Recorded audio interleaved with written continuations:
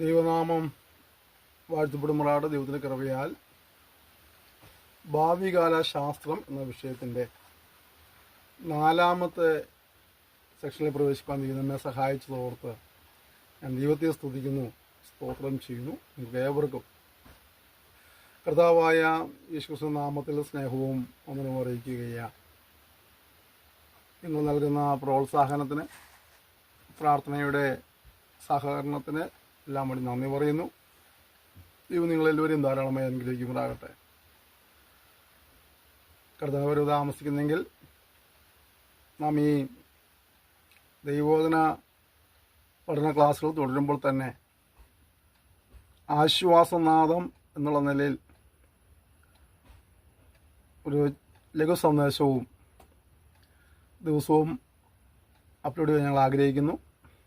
യൂട്യൂബിൽ ആശ്വാസനാദം എന്ന ചാനലിൽ നിങ്ങൾക്കത് കാണാൻ കഴിയും. എൻ്റെ പേഴ്സണൽ ഫേസ്ബുക്ക് അക്കൗണ്ടായ വിൽസൺ മാഞ്ഞാമഠത്തിൽ എന്ന ആ ഫേസ്ബുക്ക് അക്കൗണ്ടിൽ ഞാനത് ലിങ്ക് ഷെയർ ചെയ്യുന്നതായിരിക്കും. ദൈവവചനം കേൾക്കുവാൻ, പഠിക്കുവാൻ, ഒപ്പം ദൈവിക അരുളപ്പാടുകളെ അറിയുവാനായിട്ട് നമുക്ക്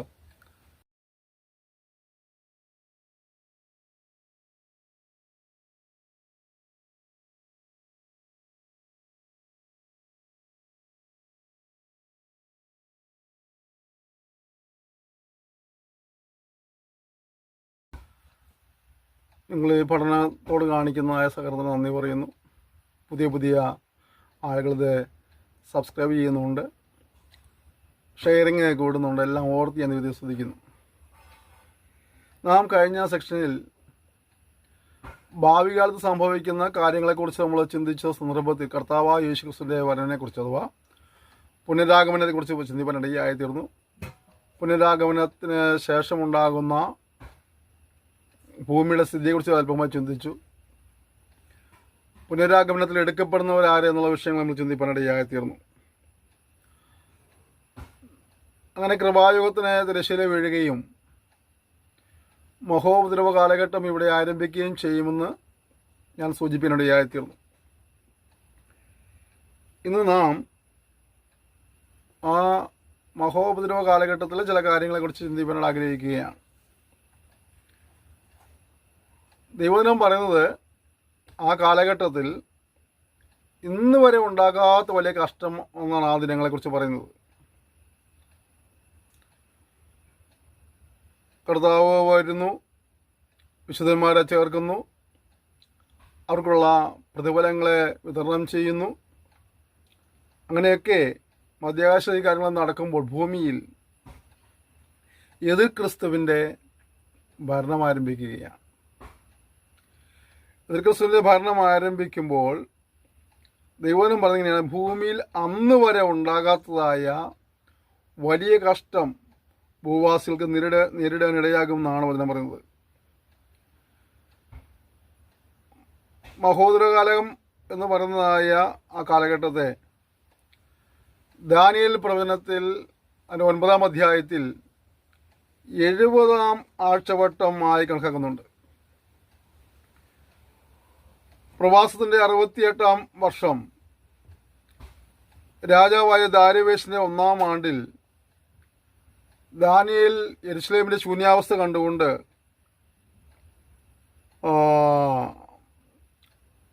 അതിന് പ്രാർത്ഥിച്ചുകൊണ്ടിരിക്കുമ്പോൾ തന്നെ ദിവനം പഠിക്കുന്നതിലൂടെ 70 സംവത്സരം കൊണ്ട് അത് തീരുമെന്ന് യെരമ്യാ പ്രവചനം 29-ാം അധ്യായം വായിച്ച് മനസ്സിലാക്കി. ആ കാലയളവ് മനസ്സിലാക്കിയ ദാനിയേൽ 2 കൊല്ലം കഴിയുമ്പോൾ, അഥവാ ഏകദേശം ഇവിടെ പ്രവാസം ആരംഭിച്ച് ഈ കാലപ്രകാരം 70-ാം ആഴ്ചയോടെ തയ്ക്കുന്ന ഒരു കാലഘട്ടത്തിലേക്ക് എത്തിക്കൊണ്ടിരിക്കുമ്പോൾ 2 കൊല്ലം കഴിയുമ്പോൾ മശിഹ വന്ന് യെരുശലേം നഗരം ആലയവും പണിത് എല്ലാം യഥാസ്ഥാനത്താക്കുമെന്ന് മനസ്സിലാക്കി.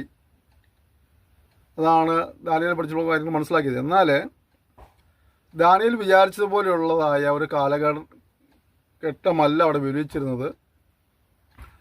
മറിച്ച് ദാനിയേൽ എന്താണ് നിജസ്ഥിതി തിരിച്ചറിയാനായിട്ട് ദൈവം തന്നെ ദൂതനായ ഗബ്രിയേലിനെ അയച്ചു. ഗബ്രിയേൽ കാര്യങ്ങളെ വിശദമാക്കി കൊടുത്തു. നമ്മൾ ദാനിയേൽ പ്രവചനം 9-ാം അധ്യായത്തിൻ്റെ 20 മുതൽ 27 വചനങ്ങൾ പഠിക്കുമ്പോൾ കാണാൻ കഴിയുന്നുണ്ട്. വചനം ഇങ്ങനെ പറയുന്നു: അതിക്രമത്തെ തടസ്സം ചെയ്ത് പാപങ്ങളെ മുദ്രയിടുവാനും അകൃത്യത്തിന് പ്രായശ്ചിത്തം ചെയ്ത് നിത്യനീതി വരുത്തുവാനും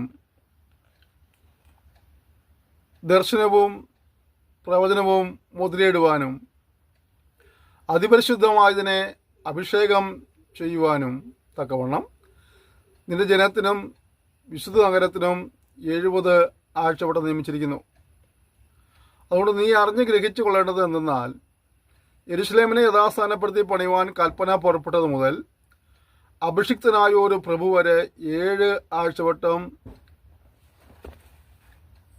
62 ആഴ്ചവട്ടം കൊണ്ട് അതിനെ വീതിയും കിടങ്ങുമായി കഷ്ടകാലങ്ങൾ തന്നെ വീണ്ടും പണിയും. 62 ആഴ്ചവട്ടം കഴിഞ്ഞിട്ട് അഭിഷിക്തൻ ഛേദിക്കപ്പെടും. അവൻ ആരുമില്ലെന്ന് വരും. പിന്നെ വരുവാനിരിക്കുന്ന പ്രഭുവിൻ്റെ പർജ്ജനം നഗരത്തെയും വിശുദ്ധ മന്ദിരത്തെയും നശിപ്പിക്കും. അവൻ്റെ അവസാനം ഒരു പ്രളയത്തോടെ ആയിരിക്കും. അവസാനത്തോളം യുദ്ധവും ഉണ്ടായിരിക്കും. ശൂന്യങ്ങൾ നിയമിക്കപ്പെട്ടിരിക്കുന്നു. അവൻ ഒരു ആഴ്ചവട്ടത്തേക്ക് പലരോടും നിയമത്തെ കഠിനമാക്കും.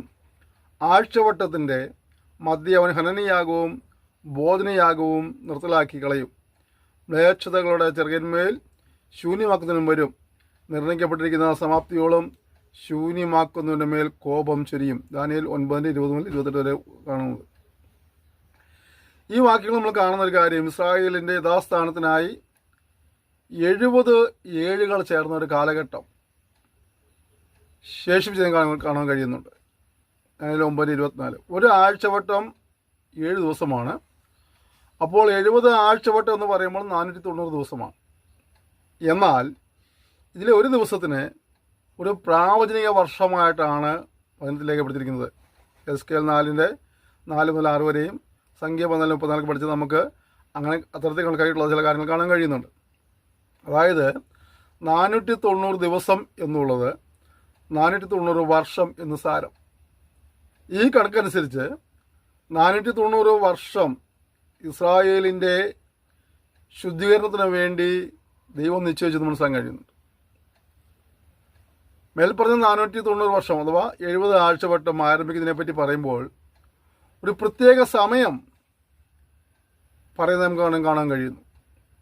യെരൂശലേമിനെ യഥാസ്ഥാനപ്പെടുത്തി പണിയുവാൻ കൽപ്പന പുറപ്പെടുന്ന സമയം തന്നെ. പ്രസ്തുത കൽപ്പന പുറപ്പെട്ടത് BC 445 മാർച്ച് 14-ാം തീയതിയാണെന്നാണ് ചരിത്രകാരന്മാരും വേദപണ്ഡിതന്മാരും അവകാശപ്പെടുന്നത്. അന്നു മുതൽ നമ്മുടെ കർത്താവിൻ്റെ മഹത്വപ്രതിഷ്ഠ വരെയുള്ള കാലഘട്ടമാണ് 70 ആഴ്ചവട്ടം. 70 ആഴ്ചവട്ടത്തെ 7 + 62 + 1 എന്നിങ്ങനെയാണ് വിഭജിച്ചിരിക്കുന്നത്. മുഴുവനും പഠിക്കുമ്പോൾ കാലപ്രവണങ്ങൾ പഠിക്കുമ്പോൾ കാണുന്നത് 7 + 62 + 1 അങ്ങനെയാണ് ആ വിഭജനം വരുന്നിട്ടുള്ളത്.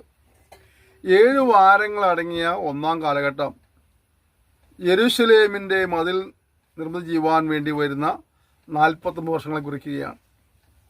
ഇങ്ങനെ തന്നെ യെരൂശലേമിനെ യഥാസ്ഥാനപ്പെടുത്തി പണിക്കുള്ള കൽപ്പന പുറപ്പെട്ടത് മുതൽ അഭിഷിക്തൻ ഛേദിക്കപ്പെടുന്നത് വരെയുള്ള കാലഘട്ടം 62 + 7 = 69 ആഴ്ചവട്ടം. അതായത് 69 × 7 483 വർഷം. ഈ 483 വർഷത്തിൻ്റെ അവസാന ദിവസമാണ് കർത്താവ് കഴുതക്കുട്ടിയുടെ മേൽ കയറി യെരൂശലേമിലേക്ക് എഴുന്നള്ളിയത്. അതിനാൽ BC 445 മുതൽ കർത്താവിൻ്റെ ക്രൂശുമരണം വരേക്കും 483 വർഷങ്ങൾ കടന്നെന്ന് മനസ്സിലാക്കാൻ കഴിയും. ഇനി മേൽ പറഞ്ഞ 70-ാം ആഴ്ചവട്ടത്തിൽ ഒരാഴ്ചവട്ടം മാത്രമാണ് ബാക്കിയുള്ളത്.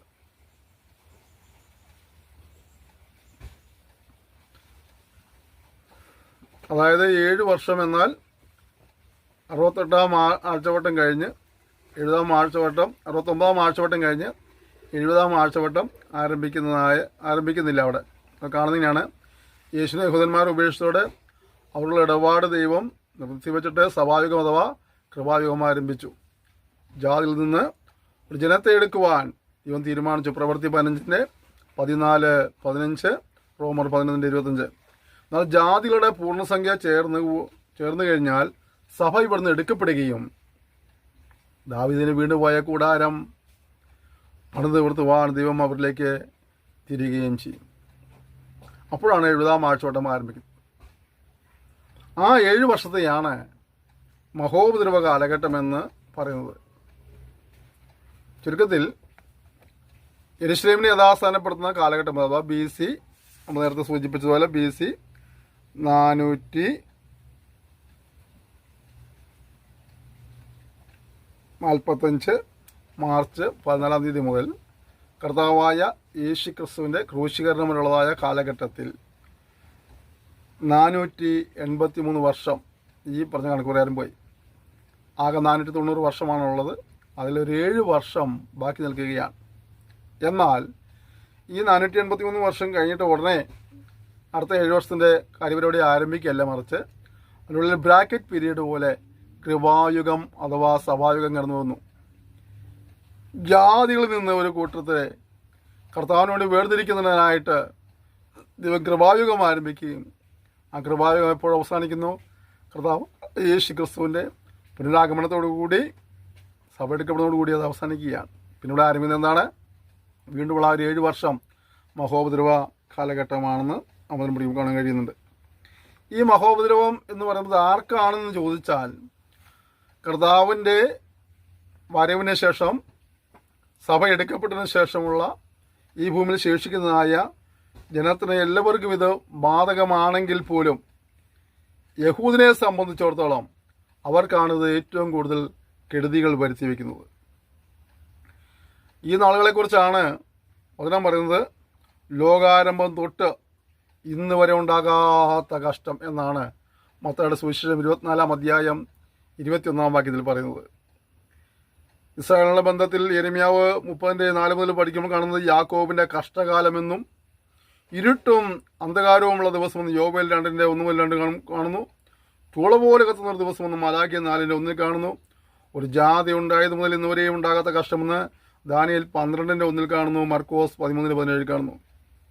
എന്നാൽ മഹോപദ്ര കാലഘട്ടത്തിൽ സഭ ഒരിക്കലും എന്ത് ചെയ്യുന്നില്ല, അതിലകപ്പെടുകയില്ല. വെളിപ്പാട് 3:10, 5:9, യോഹന്നാൻ 3:36. നോഹ, ലോത്ത്, രഹബ് എന്നിവരുടെ കാലത്ത് ദൈവം നരദാസന്മാരെ വിടുവിക്കുകയും അഭക്തരെ ശിക്ഷിക്കുകയും ചെയ്തതുപോലെ മഹാപീഡനകാലത്തും ദൈവനിർജനമായ സഭയെ മഹാപീഡനത്തിൽ നിന്നും വിടുവിക്കും. 2 തെസ്സലോനിക്കർ 2:6-8 വരെ. അധർമ്മമൂർത്തി വെളിപ്പെടണമെങ്കിൽ തടുക്കുന്നവൻ അഥവാ പരിശുദ്ധാത്മാവ് വഴിയിൽ നിന്ന് മാറണം.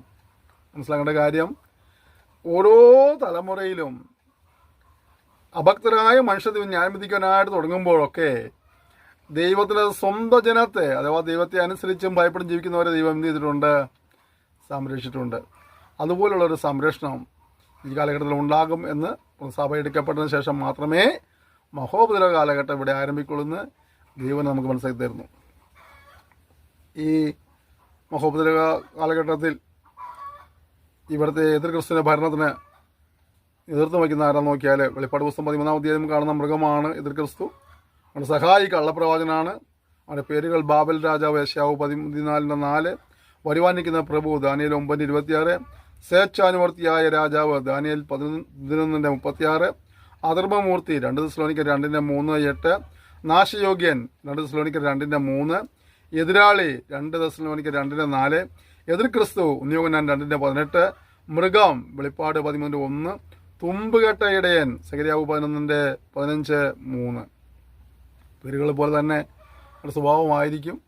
എതിർ ക്രിസ്തുവിനെ കുറിച്ച് പറയുന്ന കാര്യങ്ങൾ പറയുന്ന അവൻ ലോകജനതയെ പീഡയിലേക്ക് ആനയിപ്പാൻ ഇടയായിത്തീരും. ഇനി ഇവൻ ജനത്തോട് ചെയ്യുന്നതായ, പ്രത്യേകിച്ചും യഹൂദന്മാർ ചെയ്യുന്നതായ ഒരു ഉടമ്പടിയുണ്ട്, ലംഘനം ഉണ്ട്. അതൊക്കെ നമുക്ക് അവിടെ പഠിക്കാൻ കഴിയും. സഭയുടെ ഉൽപ്രവണ ശേഷം എതിർ ക്രിസ്തു യഹൂദനുമായിട്ട് ഉഭയസമ്മതം ചെയ്യുന്നുണ്ട്. അവൻ്റെ പ്രഭാവത്താലും ഉപായത്താലും വരുവാനുള്ള മിശിഹ താനാണെന്ന് എതിർ ക്രിസ്തു യഹൂദന്മാരെ വിശ്വസിപ്പിക്കുകയാൽ യഹൂദന്മാർ എതിർ ക്രിസ്തുവുമായിട്ടൊരു ഉഭയസമ്മതം ചെയ്യും. അവൻ്റെ മാജിക്ക് കാണിച്ച് അവനാണ് മശിയ എന്ന് ഇവരെ ബോധ്യമാക്കാൻ ശ്രമിച്ച് ഇവർ വിടുതലുകളെ രക്ഷിക്കാമെന്ന മശിയ ഇവനാണെന്നുള്ള വിശ്വാസത്തോടു കൂടി അവൻ പറഞ്ഞെല്ലാം അനുസരിപ്പാനിടയായിത്തീരും.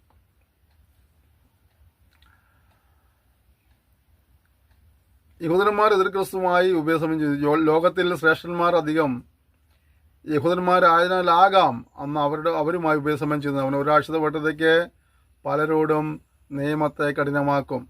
ദാനിയേൽ 9:27. ഈ ഉഭയസമ്മതത്തിന്റെ ഫലമായി പാലസ്തീനിൽ യഹൂദർക്ക് 3.5 കൊല്ലം സ്വാതന്ത്ര്യം ലഭിക്കാനിടയായിത്തീരും. അവർക്ക് ചില അധികാരങ്ങൾ ലഭിക്കാനിടയായിത്തീരും.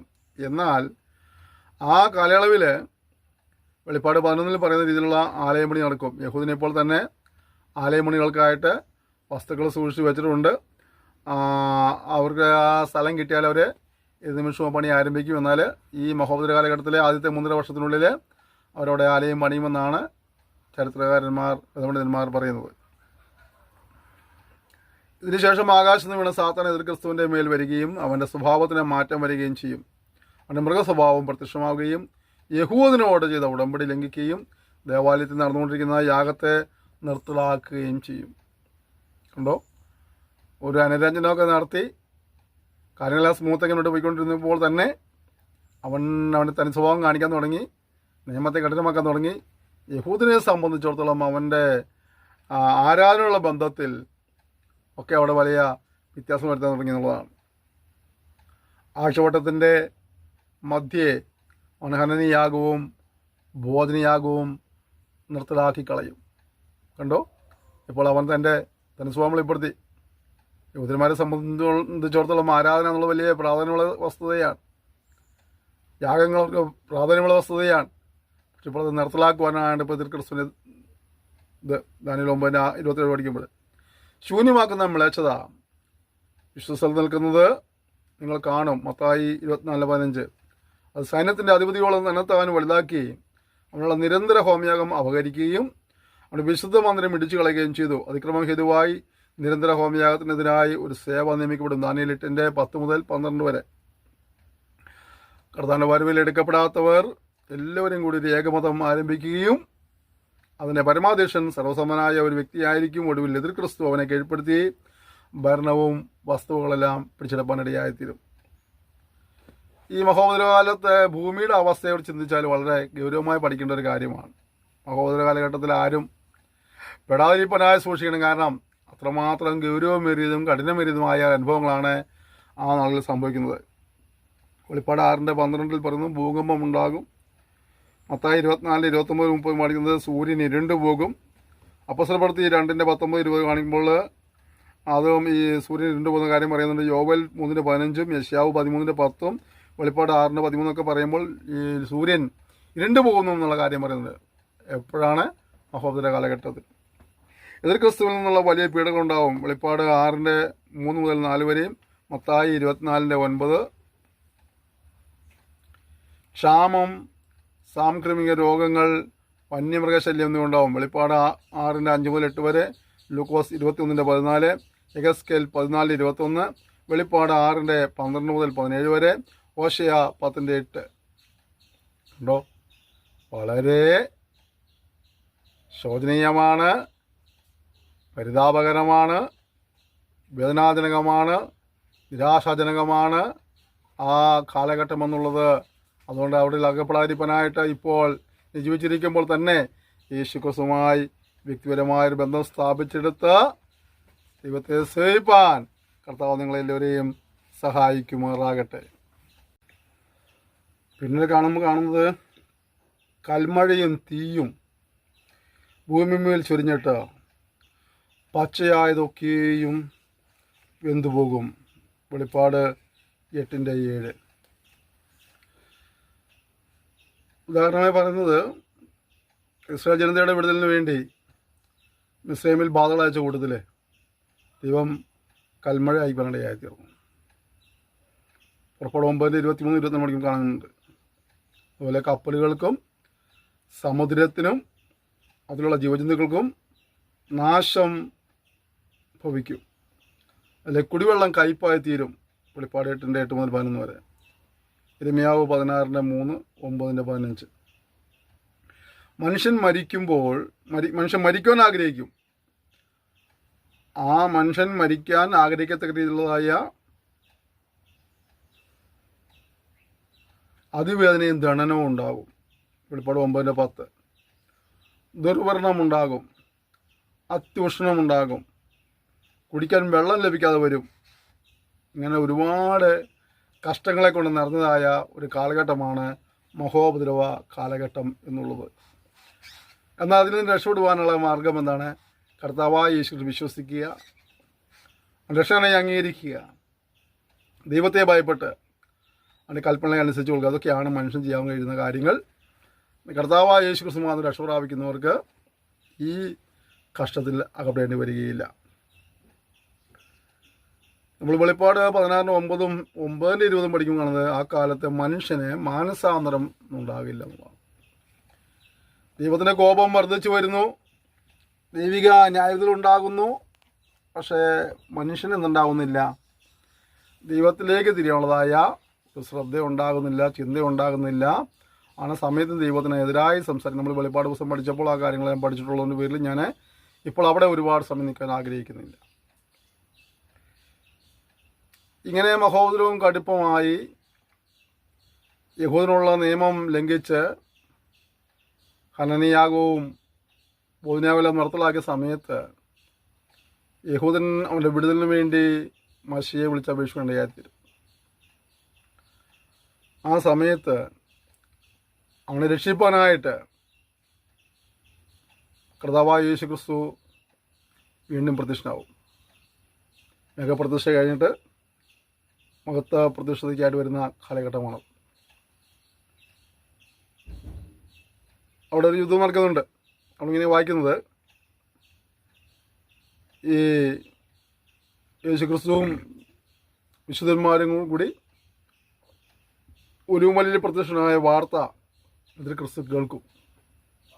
അവൻ ആ വിവരം കേൾക്കുന്നത് പല രാജ്യങ്ങളോട് യുദ്ധം ചെയ്ത് ജയമെടുത്തവനായ ഒടുവിൽ മിസ്രൈമിനോട് യുദ്ധം ചെയ്ത് മടങ്ങുന്ന അവസരത്തിലായിരിക്കും. ദാനിയേൽ 11:40-44 വരെ. നിങ്ങൾ ഈ വചനങ്ങളെല്ലാം എടുത്ത് വായിക്കുമ്പോൾ നിങ്ങൾക്ക് കുറച്ചുകൂടെ കാര്യങ്ങൾ ബോധ്യമാകും. യെരുശലേമിൻ്റെ പരസ്യങ്ങളിൽ നിന്നും കേൾക്കുന്ന ഈ ശബ്ദമുഖാന്തരമായി അവൻ പരിഭ്രമിച്ചുകൊണ്ട് തൻ്റെ സൈന്യത്തെ യെരുശലേമിലേക്ക് നയിക്കും. ഇത് ക്രിസ്തുവിൻ്റെ സൈന്യത്തെ നികുത താഴ്വരയിൽ കൂട്ടും. വെളിപ്പാട് 16:13-16 വരെ. ദാനിയേൽ 11:44, 2 തെസ്സലോനിക്കർ 2:8, വെളിപ്പാട് 19:11-15 വരെ. എന്നാൽ അങ്ങനെ കൂട്ടി ഇതൊരു ക്രിസ്തുവിൻ്റെ സൈന്യം യേശു ക്രിസ്തു സൈന്യവുമായിട്ടാണ് ഏറ്റുമുട്ടുന്നത്. ഒരു ചരിത്രത്തിലും വില്ലന്മാർ ജയിച്ചിട്ടില്ല. ഇവിടെയും വില്ലൻ പരാജയപ്പെടുകയാണ്. 2 തെസ്സലോനിക്കർ 2:8, വെളിപ്പാട് 19:15, സെഖര്യാവ് 14:12-13, ന്യായാധിപന്മാർ 7:21-25 ഭാഗങ്ങളൊക്കെ പഠിച്ച പോലെ അവിടെ പഠിക്കുമ്പോൾ അവിടെ വിവരിക്കുന്ന പോലുള്ളതായ യുദ്ധാവസാനത്തെങ്കിൽ അന്തിക്രിസ്തുവും കള്ളപ്രവാചകനും ശേഷിക്കുകയും അവരെ തീപ്പൊയ്യിലേക്ക് തള്ളിയിട്ടുകൊണ്ട് നരകം ഉദ്ഘാടനം ചെയ്യുകയും ചെയ്യും. അവിടെ യഹൂദനെ രക്ഷിപ്പാനായിട്ട് കർത്താവ് വരികയാണ്. അവരുടെ മശികയായി വെളിപ്പെടുകയാണ്. നമ്മൾ വെളിപ്പാട് 19:17 പഠിക്കുമ്പോൾ ദൈവം ഒരുക്കുന്ന ഒരു വിരുന്നിനെ കുറിച്ച് അവിടെ കാണുന്നുണ്ട്. ഈ ലോകത്തിലെ രാജാക്കന്മാർ രാജകീയ പദവിയിലേക്ക് ഉയരുമ്പോൾ മഹത്തുക്കളെ വിളിച്ച് പ്രഭുക്കന്മാരെ വിളിച്ച് സമ്മാനങ്ങൾ കൊടുക്കുകയും അവർക്ക് വിരുന്നൊരുക്കുകയും ചെയ്യുന്നത് പോലെ അടുത്ത രാജ്യം സ്ഥാപിതമാകുമ്പോൾ ഒരു മനോഹര അത്താഴം കൊടുക്കും. ദൈവത്തെ ഉപേക്ഷിക്കുന്നവരുടെ അല്ലെങ്കിൽ ദൈവജനത്തെ മറുതലിച്ചു പോകുന്നവരുടെ മാംസമായിരിക്കും. അതിനുശേഷം ഇവിടെ സഹസ്രാബ്ദ യുഗം ആരംഭിക്കുകയാണ്, അഥവാ 1000 ആണ്ട് വാഴ്ച ആരംഭിക്കുകയാണ്. കർത്താവായ യേശുക്രിസ്തു ജനനം ദൂതൻ മറിയയെ അറിയിക്കുമ്പോൾ അവിടെ രാജ്യത്വം നിത്യമായിരിക്കുമെന്ന് പഠിപ്പിച്ചു അല്ലെങ്കിൽ പ്രവചിച്ചു. എന്നാൽ യേശു ഈ ഭൂമി വന്ന സമയത്ത് താൻ രാജ്യഭരണം ഏറ്റെടുക്കുകയല്ലായിരുന്നു, മറിച്ച് നരകുലത്തിന് വീണ്ടെടുപ്പിന് വേണ്ടി കാൽവരി യാഗമായി തീരുകയായിരുന്നു. എന്നാൽ ആ പ്രവചന നിവൃത്തി ഉണ്ടാകണം. അതാ ഇവിടെ അക്ഷരികമായി കർത്താവായ യേശു ക്രിസ്തു ഭൂമിയെ ഭരിക്കാൻ പോവുകയാണ്. നിരവധി പ്രശ്നങ്ങളാൽ നിറയപ്പെട്ടതായ മഹോദര കാലഘട്ടത്തിന് തിരശ്ശീല വീഴുകയും ദൈവജനം പ്രതീക്ഷിച്ചുകൊണ്ടിരുന്നതായ സുവർണ കാലഘട്ടം ആരംഭിക്കുകയും ചെയ്യുകയാണ്. അഥവാ രാജ്യം വരണമേ നമ്മൾ പ്രാർത്ഥിച്ച പ്രാർത്ഥന മറുപടിയായിട്ട് ദൈവരാജ്യം ഭൂമിയിൽ സ്ഥാപിതമാകുകയാണ്. മത്തായി 6:10, ദാനിയേൽ 2:44 കാണുന്ന പോലെ ദൈവരാജ്യം ഭൂമിയിൽ സ്ഥാപിതമാവുകയാണ്. ആ രാജ്യത്തിൽ കാണപ്പെടുക എന്നുള്ളതാണ് നമ്മുടെ ഓരോരുത്തരുടെ ഉത്തരവാദിത്വം. അതിനുള്ള മാർഗം എന്താണ്? കർത്താവായ യേശുവിൽ വിശ്വസിക്കുക എന്നുള്ളതാണ്. അവനെ അനുസരിക്കുക എന്നുള്ളതാണ്. ദൈവത്തെ ഭയപ്പെട്ട് ജീവിക്കുക എന്നുള്ളതാണ്. വേറൊരു പോംവഴികളില്ല. ആരും നശിച്ചു പോകാതെ എല്ലാവരും നിത്യജീവൻ പ്രാപിക്കുവാനാണ് കർത്താവായ യേശു ക്രിസ്തുവിനെ ദൈവം ഭൂമിയിലേക്ക് അയച്ചത്. തൻ്റെ ഏകജാതനായ പുത്രനിൽ വിശ്വസിക്കുന്ന ഏവനും നശിച്ചു പോകാതെ നിത്യജീവൻ പ്രാപിക്കുന്നതിന് ദൈവം അവന് നൽകുവാൻ തക്കവണ്ണം ലോകത്തെ സ്നേഹിച്ചു. നമുക്കറിയാം, ആദ്യ മനുഷ്യനെ അനുസരിക്കുന്നതിനാൽ തന്നെ പാപികളായി തീർന്നു, ശിക്ഷയ്ക്ക് ഉടമകളായി തീർന്നു. മനുഷ്യൻ്റെ സ്വയപ്രവർത്തികളാൽ അവന് രക്ഷപ്രാപിപ്പാൻ സാധ്യമല്ലായിരുന്നു. അവനെ രക്ഷിപ്പാൻ കർത്താവായ യേശു ക്രിസ്തു ക്രൂശിൽ മരിപ്പാനിടയായിരുന്നു.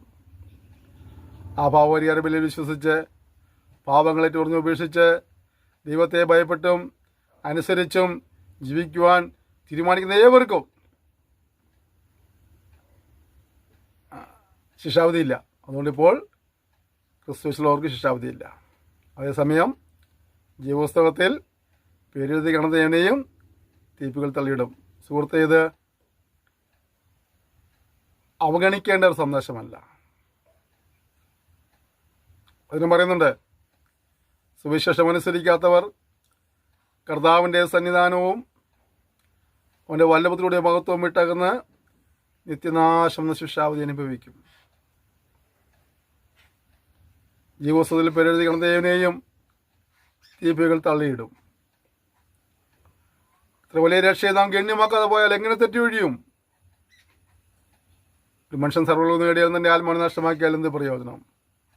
അതുകൊണ്ട് ജീവിച്ചിരിക്കുമ്പോൾ തന്നെ സകല മനുഷ്യരും ഭാവികളാകിയാൽ നമ്മളും ഭാവികളാണെന്നും ആ പാപത്തിന് ശിക്ഷയുണ്ടെന്നും ആ ശിക്ഷയിൽ നിന്ന് സ്വയമായി രക്ഷപ്രാപിപ്പാൻ സാധ്യമല്ലെന്നും നമ്മെ രക്ഷിപ്പാൻ കർത്താവായ യേശു ക്രിസ്തു ക്രൂശിൽ മരിച്ച് വിശ്വസിച്ച് പാപങ്ങൾ ചൊറിഞ്ഞ് ഉപേക്ഷിച്ചുകൊണ്ട് ദൈവത്തെ ഭയപ്പെട്ട് ജീവിപ്പാൻ തീരുമാനമെടുത്ത് ജീവിക്കുന്നെങ്കിൽ ഈ മഹോപദ്ര കാലഘട്ടത്തിൽ കഷ്ടത അനുഭവിക്കേണ്ടി വരികയില്ല. മാത്രമല്ല, ദൈവം ഒരുക്കുന്ന ആ സന്തോഷപൂർണ്ണമായ രാജ്യത്തിൽ അവനോട് ഒരുമിച്ച് വാഴുവാൻ ഇടയായിത്തീരും. ഇടപെടുത്തക്കളായ എല്ലാ പ്രിയപ്പെട്ടവർക്കും പ്രകാരം ഒരവസരം ഉണ്ടാകട്ടെ ഞാൻ ആത്മാർത്ഥമായി ആഗ്രഹിക്കുന്നു. ഞാൻ പ്രാർത്ഥിക്കുന്നു. ഈ പഠനം അതിനൊരു കാരണമായി തീരുന്നെങ്കിൽ നിശ്ചയം അത് നമുക്ക് എല്ലാവർക്കും ഒരു അനുഗ്രഹമായി തീരും. നമുക്ക് ദൈവസ്ഥലം സമർപ്പിച്ച് പ്രാർത്ഥിക്കാം. രക്ഷപ്പെട്ട് സ്നാനപ്പെട്ട ആരെങ്കിലും കഴിഞ്ഞകാല ജീവിതാനുഭവങ്ങളും വ്യതിചലിച്ചു പോയിട്ടുണ്ടെങ്കിൽ, ദൈവിക വ്യവസ്ഥയിൽ നിന്ന് ദൈവിക പ്രമാണത്തിൽ അന്യപ്പെട്ടു പോയിട്ടുണ്ടെങ്കിൽ മടങ്ങി വരുവാൻ ദൈവത്തിൻ്റെ പരിശുദ്ധാത്മാവ് നിങ്ങളെയും ഈ സമയം ആഹ്വാനം ചെയ്യുകയാണ്. മടങ്ങി വരിക. സത്യങ്ങളെല്ലാം മനസ്സിലാക്കി നിങ്ങൾ ദൈവത്തെ ഭയപ്പെട്ട് ജീവിക്കുന്ന വ്യക്തികളായിരിക്കാം. അതറിയാത്ത ഒരുപാട് പേർ ലോകത്തിൽ ഇനിയുമുണ്ട്. അവരുടെ കർത്താവിൻ്റെ സാക്ഷ്യം വഹിപ്പാനായിട്ട്, അവരുടെ സുവിശേഷം പറയുവാനായിട്ട് ഞാൻ എന്നെ സമർപ്പിക്കുന്നു പറഞ്ഞ് വരുന്നാളുകളിൽ കർത്താവിൻ്റെ സാക്ഷ്യം വഹിപ്പാനായി എന്നെ സമർപ്പിക്കുന്ന മനസ്സുണ്ടോ? ഒരുപാട് പേർ നിത്യാഗ്നിയിലേക്ക് പോയിക്കൊണ്ടിരിക്കുകയാണ്. വല്ല വിധേനയും ആ കത്തന്തിയിൽ നിന്ന് ചില കൊള്ളികളെ കൂടെ വലിച്ചെടുത്ത് രക്ഷിപ്പാൻ നിങ്ങൾക്ക് താല്പര്യമുണ്ടോ? നിങ്ങൾ കർത്താവെ, അതിൻ്റെ വില ചെയ്യാൻ ആഗ്രഹിക്കുന്നു.